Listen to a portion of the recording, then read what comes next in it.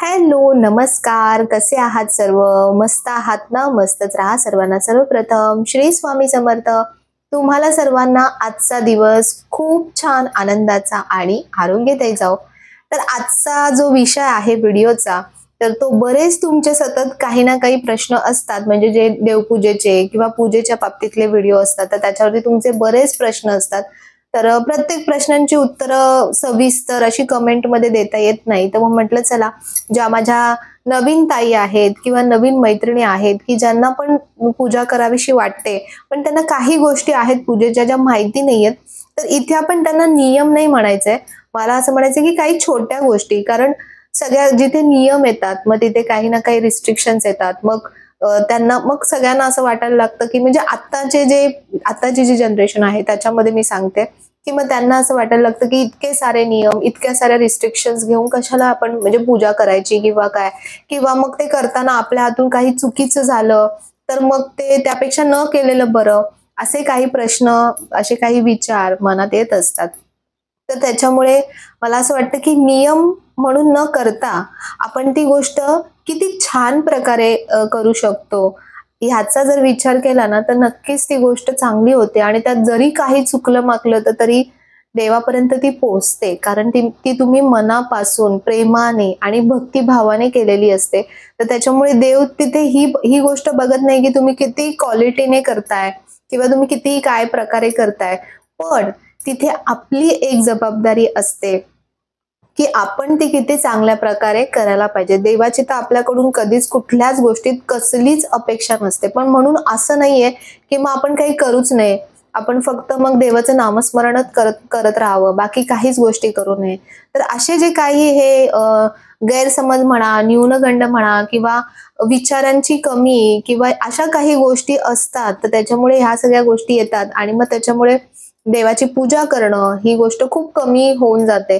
पण एक गोष्ट मी तुम्हाला सांगते, जी मी स्वतः अनुभवली आहे, की जेव्हापासून मी पूजा करायला सुरुवात केली तेव्हापासूनच माझ्यामध्ये अध्यात्माची आवड निर्माण व्हायला सुरुवात झाली. फक्त पुस्तकी विचार वाचणं, फक्त शास्त्र वाचणं, फक्त ग्रंथ वाचणं आणि म्हणजे त्याच्याने मला तरी असं वाटतं की त्याने जो फरक नाही पडू शकत कधी कधी, तो फरक तुम्ही जेव्हा देवपूजा करता ना, तेव्हा तुमच्यामध्ये ते आपोआप बदल आणि ते फरक तुमच्या विचारांमध्ये, तुमच्या वाणीमध्ये, तुमच्या वागण्यामध्ये, सगळ्यामध्ये ते फरक घडायला सुरुवात होते आणि एकंदर तुमच्या आयुष्यामध्ये खरंच खूप पॉझिटिव्हिटी यायला सुरुवात होते.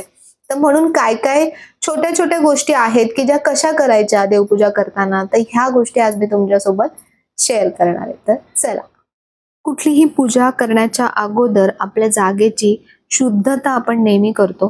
तर अशा प्रकारचं गोमूत्र तुम्ही नक्की घरामध्ये ठेवा. तुमच्याजवळ गौशाळा असेल, कुठे गोठा असेल, किंवा सगळ्यात बेस्ट ऑप्शन तर गावावरून मागवायचं. मी गावावरूनच आणते. तर असं गोमूत्र थोडंसं पाण्यामध्ये मिक्स करायचं आणि फूल घेऊन ते संपूर्ण घरामध्ये आपण गोमूत्र शिंपडायचं. बघा, आपल्या घरामध्ये जेव्हा कधी पूजा असेल किंवा काय असेल, तर तेव्हा आपल्याला जे पूजेसाठी जे ब्राह्मण येतात, काका येतात, ते नेहमी अशा प्रकारे गोमूत्र संपूर्ण घरामध्ये आपल्याला शिंपडायला सांगतात. कारण गोमूत्रामध्ये स्वतःमध्येच खूप ताकद असते की जेणेकरून आपल्या घरातली जी ही नेगेटिव्हिटी असते ती बाहेर जायला मदत होते. तर मी संपूर्ण घरामध्ये गोमूत्र शिंपडते. झाडांवरती सुद्धा माझ्या गोमूत्र शिंपडते, कारण अनेकदा काय होतं ना, बघा, झाडं कधी कधी म्हणजे लवकर मरतात किंवा टिकत नाहीत झाडं घरामध्ये. स्पेशली तुळशीच्या बाबतीत मी तुम्हाला सांगेन की तुळस कधी कधी लवकर मरते. तर तुम्ही तुळशीवरती ना नेहमी गोमूत्र शिंपडत जा. जेव्हा आपले मासिक पाळी असते महिन्याची, तर सगळ्याच गोष्टी आपण घरातल्या धुवून स्वच्छ करू शकत नाही, तर त्यामुळे हा एक त्याला चांगला पर्याय असतो की गोमूत्र शिंपडायचं, संपूर्ण घरामध्ये गोमूत्र शिंपडायचं आणि त्यानंतरच मग मी देवपूजेला सुरुवात करते. तर दुसरी गोष्ट म्हणजे आपल्या घरात मंदिरामध्ये देवघरामध्ये जो कलश मांडलेला असतो मंगल कलश, तर तो मंगल कलशातलं जे पाणी आहे ना ते रोजच्या रोज तुम्ही बदललं पाहिजे.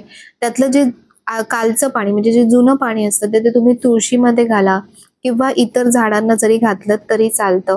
आणि जो हा नारळ आपण ठेवलेला असतो, जे श्रीफळ ठेवलेलं असतं तेही रोजच्या रोज धुवून स्वच्छ करणं खूप जरुरी असतं. त्यामुळे काय होतं ना, एकतर नारळाला तडा जात नाही लवकर आणि दुसरं म्हणजे तुमच्या नारळाला खूप छान लवकरच कोंब येतो आणि आपला नारळ बघा स्वच्छ आणि छान राहतो. तर हे एक जलतत्व आहे आपल्या देवघरातलं. तर ते नेहमी ताजं ताजं असणं, प्रसन्न असणं हेच खूप छान असतं.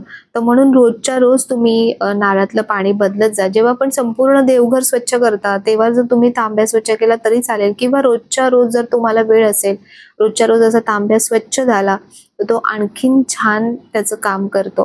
तर दुसरी गोष्ट म्हणजे की रोजच सगळं देवघरातलं स्वच्छ करणं शक्य होत नाही, कारण तेवढा वेळ मिळत नाही.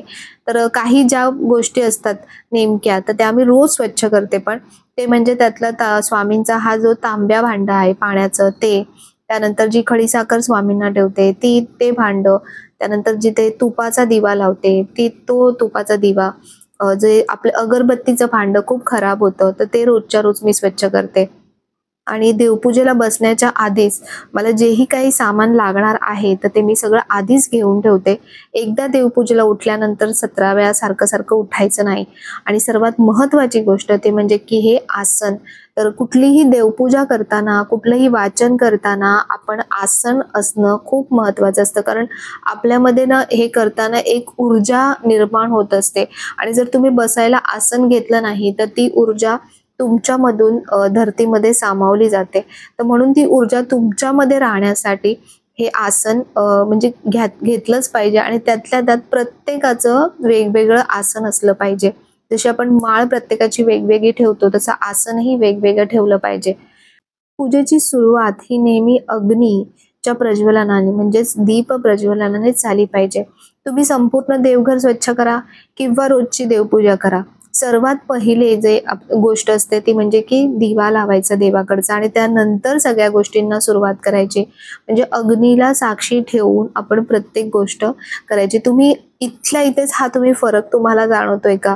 की दिवा लावण्याच्या आधी आणि दिवा लावल्यानंतर त्या दिव्यातून जो एक तेज, जे एक प्रकाशाचं म्हणजे जो झोत निघतोय ना तो तुम्हाला दिसत असेल की किती पॉझिटिव्हिटी येते एका एवढ्याशा छोट्याशा दिव्याने सुद्धा किती प्रसन्नता येते. तर पहिले दिवा प्रज्वलित करायचा, त्यानंतर रोजची जी देवपूजा असते ना तिला सुरुवात करायची. तर संपूर्ण देवघर, संपूर्ण देव मी आठवड्यातून एकदा किंवा दोनदा संपूर्ण स्वच्छ करते. पण रोजच्या रोज अशा प्रकारे देवांना अंघोळ घालायची. आपल्याकडे जेवढ्याही मूर्त्या असतील ना त्यांना अशी छान अंघोळ घालायची. अगदी साध्या पाण्याने तुम्ही अंघोळ घाला. आणि अंघोळ घालताना ही खूप महत्त्वाची गोष्ट आहे की सगळ्या देवांना एकाच गंगाळ्यात घेऊन एकाच पाण्यात कधीच अंघोळ घालायची नाही.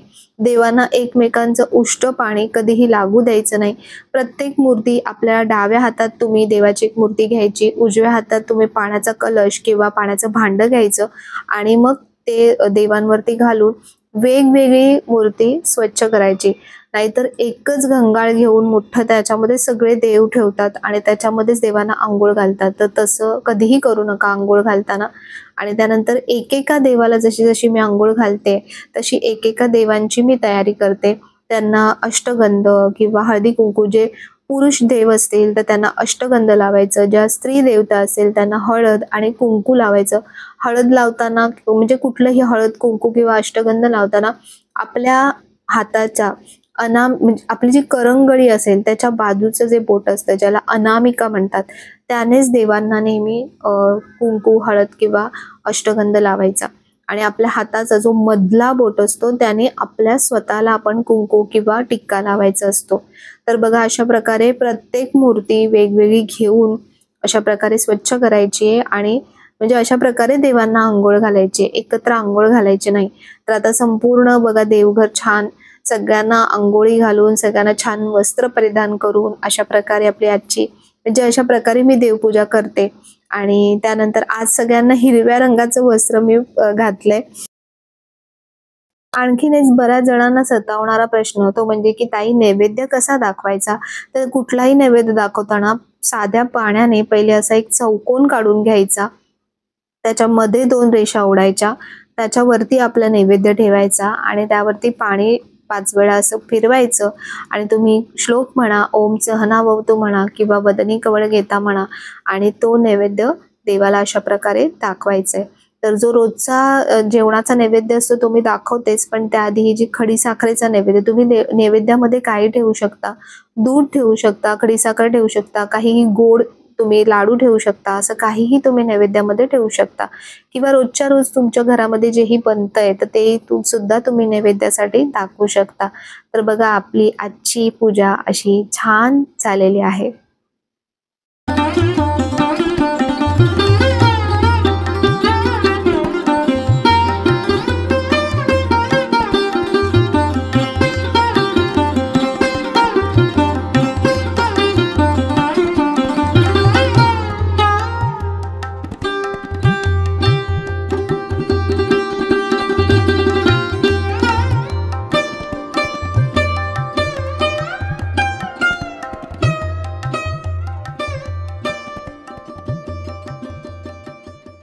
देवपूजा झाल्यानंतरचा सगळ्यात महत्त्वाचा भाग असतो तो म्हणजे नित्य वाचन. सध्या मी ही दैनंदिन भगवद्गीता वाचते. तुम्ही विचारलेलं की कुठली आहे, तर ही दिलीप आंबिये यांची भगवद्गीता आहे.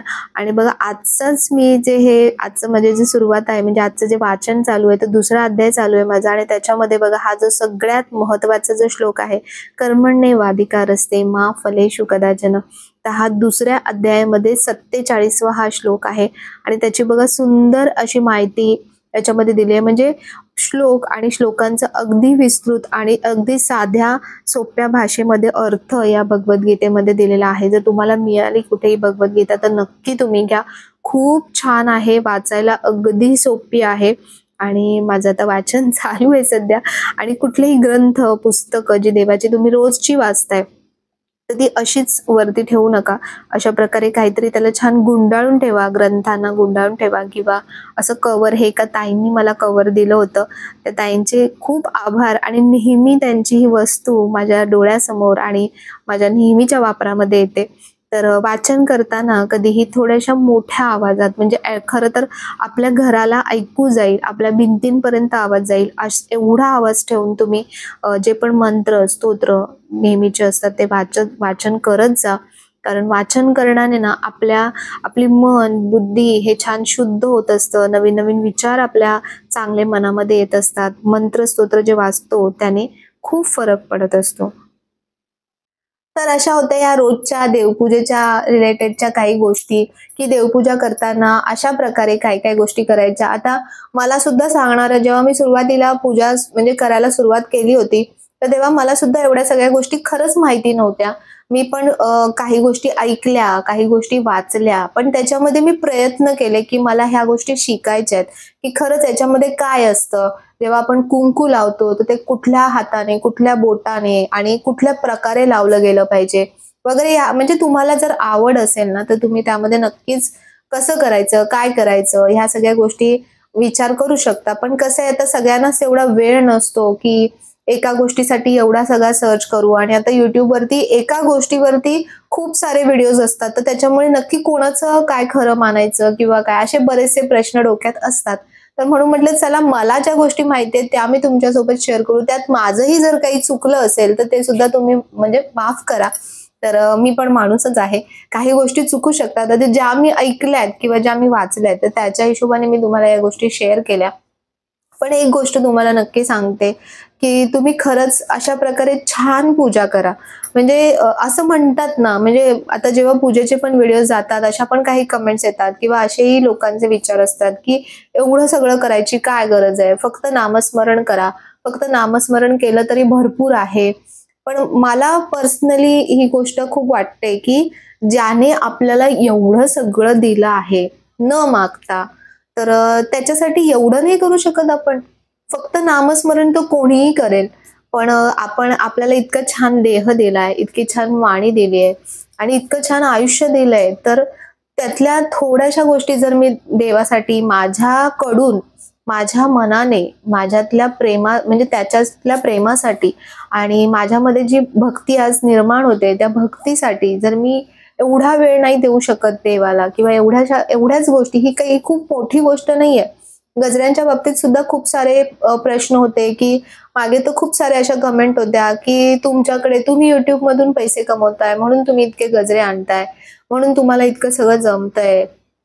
पण ती गोष्टच नाहीये. पैशांची खरं तर इथे गोष्टच नाहीये. जेव्हा तुम्ही भक्तीमध्ये जेव्हा तुम्ही लीन होता, जेव्हा तुम्ही एखाद्याच्या प्रेमात पडता ना, तर तेव्हा तुम्हाला सगळं असं न्यूनगंड वाटायला लागतं, की जर मी आज बाजारात गेली, तर मी ₹500 ₹1000 मी असे सहज खर्च करते.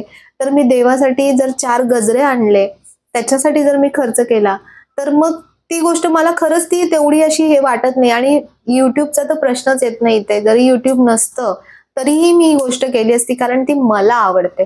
ती माझ्या मनासाठी, माझ्या देवासाठी मी करते. ती सगळ्यांसाठी करत नाही आणि दाखवते याच्यासाठी, की ते बघून तुम्ही स्वतः विचार करा, की तुम्ही जेव्हा व्हिडिओ बघता, तुम्हाला किती पॉझिटिव्हिटी येते, तुम्हाला किती प्रसन्न वाटतं. जर तुम्हाला व्हिडिओमध्ये बघून इतकं प्रसन्न वाटत असेल, तर तीच गोष्ट जर तुमच्या घरात तुम्ही जेव्हा कराल, तेव्हा तुम्ही अनुभवा स्वतः, की इतकं छान वाटतं ना, म्हणजे देवघराकडे बघितलंच ना, की अगदी प्रसन्न असं वाटतं. कोणी आपल्या घरात जेव्हा येतं, तेव्हा त्या देवघराकडे बघतं, तर त्यांचेही म्हणजे न झुकणारी मान सुद्धा खाली झुकेल, न जोडणारे हात सुद्धा जोडले जातील. इतकं सुंदर वाटतं. तर मंदिरांमध्ये का असं छान सजवलेलं असतं, छान देवांना पुष्पहार, माळा सगळ्या का घातलेल्या असतात? त्याच्यासाठीच घातलेल्या असतात, की बघितल्यानंतरच आपलं म्हणजे पहिली जी गोष्ट असते ती आपले डोळे. आपण जेव्हा बघतो, तेव्हाच ते आपल्या बुद्धीमध्ये सगळ्या गोष्टी उतरत असतात आणि ती एक छाप असते, ती आपल्या मनामध्ये पडत असते. तर तशीच ही गोष्ट आहे. पण ह्या सगळ्या गोष्टी करताना एवढा विचार करू नका. खरंच ज्यांना नाही जमत, ज्यांची परिस्थिती नाहीये, मी त्यांच्याबद्दल समजू शकते. पण ज्यांच्याकडे आहे, ते सुद्धा ह्या गोष्टी कधी-कधी करत नाहीत. ते फक्त म्हणजे आपण कसं आहे, माणूस आहे ना, आपण फक्त कारणं द्यायची कामं करतो, की असंच आहे, मग कशाला करायचं? मग नामस्मरणच करायचं. मग हे सगळं कर्मकांड आहे. तर पहिली गोष्ट तर तुम्हाला सांगते, हे कर्मकांड नाहीये. कर्मकांड म्हणजे काय, की चुकीच्या गोष्टी करणं, चुकीच्या हेतूने गोष्टी करणं, दुसऱ्याचं वाईट व्हावं यासाठी गोष्टी करणं, त्याला कर्मकांड म्हणतात, त्याला अंधश्रद्धा म्हणतात. हे कर्मकांड नाहीये. हे प्रेम आहे. जे आपण जी माणसं एकमेकांकडून अपेक्षा करतो ना प्रेमाची, तसंच देव सुद्धा आपल्याकडून प्रेमाचीच अपेक्षा करतो, भक्तीचीच अपेक्षा करतो. देव आपल्याकडून खरंच कुठल्याही गोष्टींची अपेक्षा करत नाही. पण मला असं वाटतं, की माझी जी प्रेम व्यक्त करण्याची देवाकडे जी पद्धत आहे ना, ती माझी ही पद्धत आहे. भले मला शास्त्रांची माहिती तेवढी नसेल, भले मला ग्रंथांची माहिती तेवढी नसेल, पण मला असं वाटतं, की जी खूप छोटी गोष्ट म्हणजे खूप छोटी नाही, खूप साधी गोष्ट प्रेम, ती जर मला देवापर्यंत पोहोचवता आली, ती जर माझं प्रेम त्यांच्यापर्यंत पोहोचता आलं, तर तीच गोष्ट मी ती कशी त्यांच्यापर्यंत पोहोचेल हाच माझा विचार असतो आणि मला खूप भारी वाटतं. माझ्या मनाला खूप भारी वाटतं. जेव्हा मी असं सजवते ना पूर्ण देवघर, देवानं सजवते, तर तेव्हा कुठेच मला जगाच्या कुठल्याही कानाकोपऱ्यात गेल्यावर मला जी शांतता मिळणार नाही, मला जे समाधान मिळणार नाही ना, ते समाधान मला ह्या गोष्टी करताना मिळतं. मी खरंच हरवून जाते ती गोष्ट करताना. मी कुठलाच विचार करत नाही. माझं फक्त तेच काम चालू असतं, की मी किती सुंदर प्रकारे जेवढी फुलं माझ्याकडे अवेलेबल असतील, त्याच्यामध्ये मी कसं छान देवांना करू, कसं छान सजवू, हेच माझ्या डोक्यात नेहमी असतं.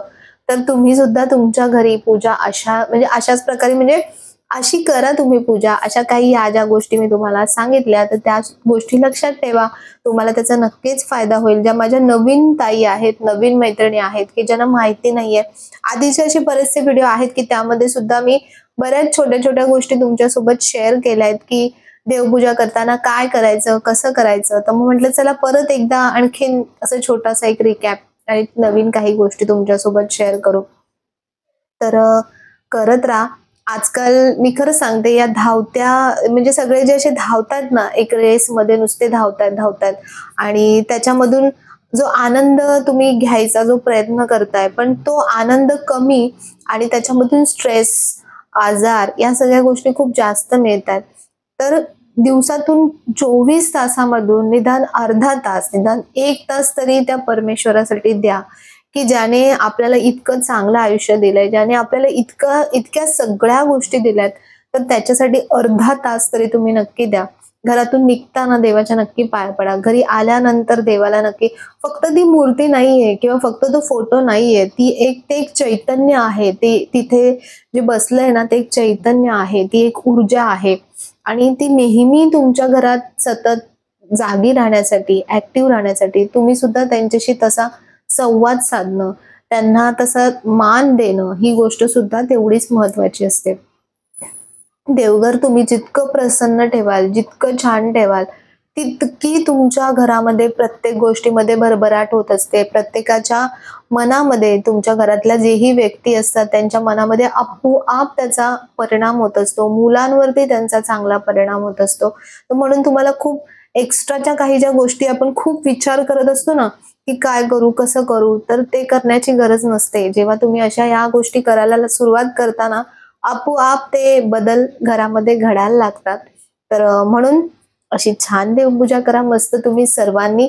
आणि देवाकडे देवपूजा करताना हीच प्रार्थना करायची. आणखीन एक गोष्ट, की देवपूजा करताना कधीही इकडचा तिकडचा असा कुठलाही विचार करायचा नाही. छान नामस्मरण करायचं, किंवा नाहीच तर खूप छान काहीतरी अशी गाणी लावायची मस्त, आणि ते करता करता देवपूजा करा. म्हणजे आणखीन चांगलं समाधान मिळतं, आणखीन छान वाटतं. तर आजचा हा व्हिडिओ तुम्हाला कसा वाटला? जर आवडला असेल तर नेहमीप्रमाणे लाईक करा, शेअर करा, सबस्क्राईब करा आणि कमेंट सुद्धा करा छान छान. तर पुन्हा भेटूया आपण उद्याच्या नवीन व्हिडिओमध्ये. तोपर्यंत सर्वांना बाय आणि सर्वांना श्री स्वामी समर्थ.